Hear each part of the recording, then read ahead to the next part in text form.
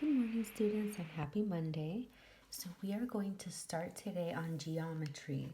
We're going to learn a little bit about geometry and about the basics of geometry, which are points, lines, and planes. So after you complete your review exercises and speed drills, I know that we have skipped a little bit of percentages, but we have been doing so much on percentages that I really wanted to get on with geometry, which is really important. So first, what I want you to look at are these terms and these examples. So here you'll notice that it says a point, a line, a plane, a line segment, and a ray. At first, this may be a little confusing, but I'm going to show you exactly how to find these on this figure right here. So first, we have a point, and a point, as you can see, is just a dot, and the symbol for point is the letter P. So all of these dots that you see on the diagram are called points. So for example, we have point A, point B, point C, point D, E, and F. And then we have lines, and lines are 2 points. So for example, here we have line AB. So a line always has 2 points on it. So for example, we have line AB here, we have line BC, and so on, BE. So the way you name a line is always by putting the 2 letters on the line with this little symbol right here. So anytime it asks you to draw a line or identify a line, you're going to draw that little symbol with the double arrows. Then we have a plane.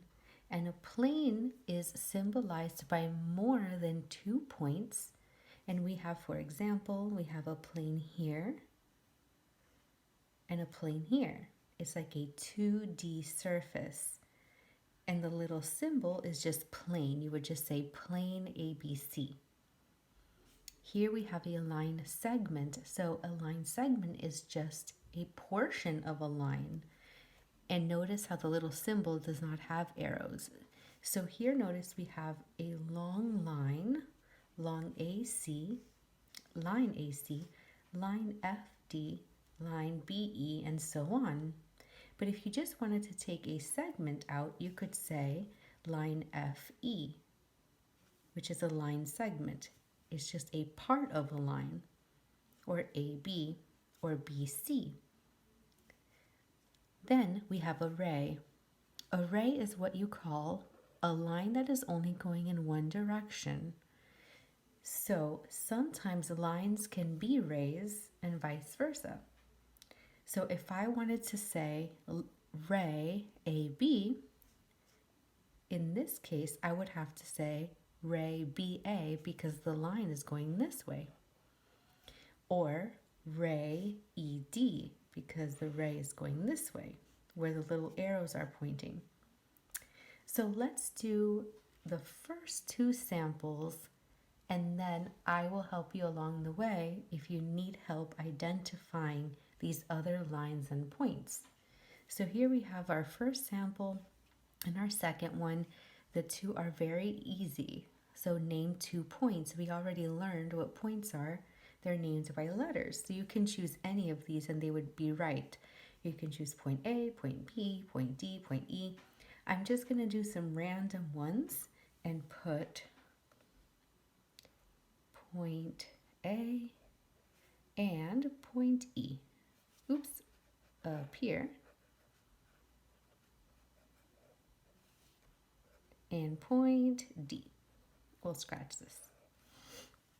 For the second sample, it says name 2 line segments. Well, this is what we just went over.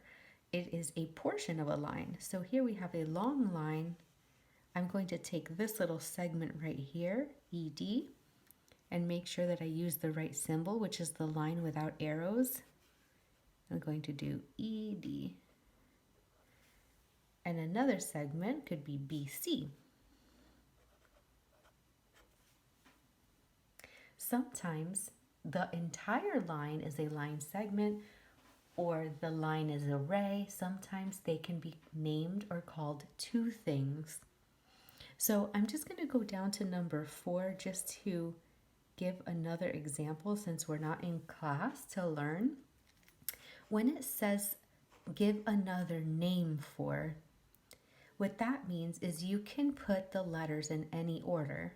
So if it says give another name for line AB, that means you can also call it line BA and it would mean the same thing. So if I were doing number 4, I would put line BA because you can also name them backwards. So keep that in mind when you're doing the problems that say give another name. So for spelling for Monday, as you may notice on your lesson plans, I actually did not start workbook yet, but I asked to write the definitions for your pattern words and vocabulary words. And then for Tuesday, you have this page assigned.